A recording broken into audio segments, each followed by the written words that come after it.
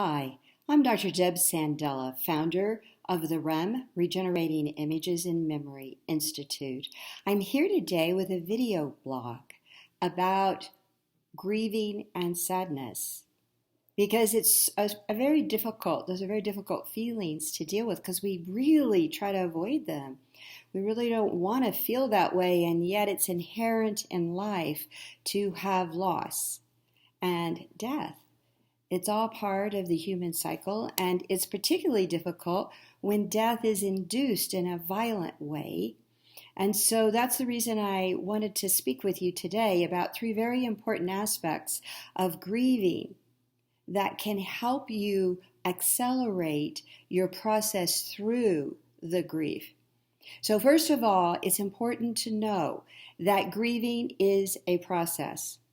It's not a one-time experience and then you're done. You will have many experiences, and those experiences will come and go.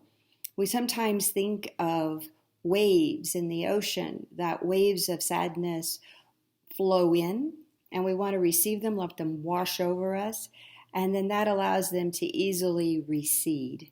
And yet there will be more waves because the process of grieving the death of a loved one can take 1 to 2 years.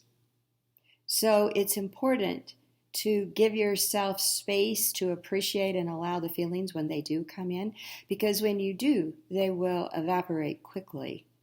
The second important thing to know is that many different kinds of feelings are involved in the process of grieving, not just sadness.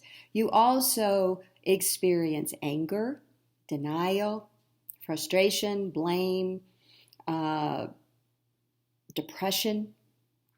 It's easy to go in and out of all those different kind of feelings until you finally arrive at acceptance, where you can look forward. It's not the same. It'll never be the same. However, you can look forward to something new, a new stage happening in your life.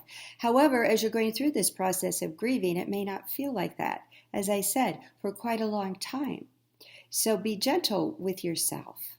And the third very important thing is to allow the feelings as they come in to be known and felt without resisting them. Because when we push against feelings, we basically stop them from happening, which means they stay in our body. They get stuck in our craw, and we don't want to have the feelings stick around. We want them to flow on out of our experience.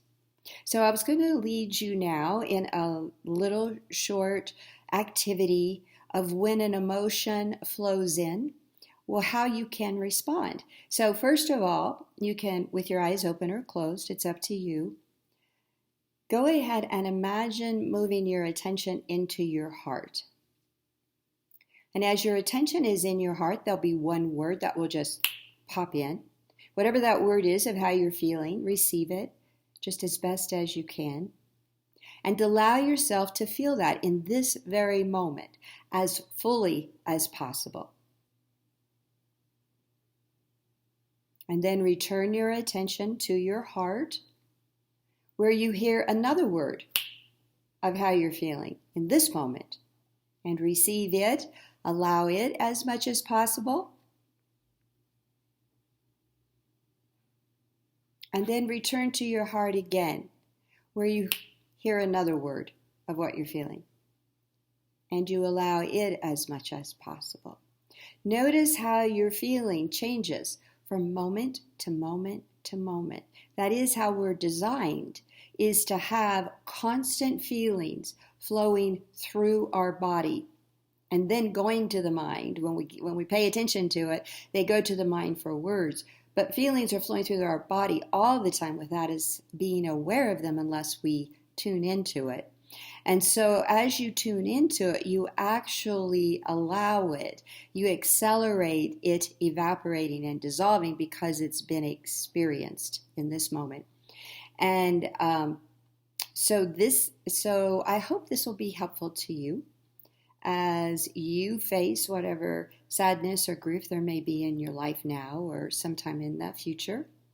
And until then, I wish you well.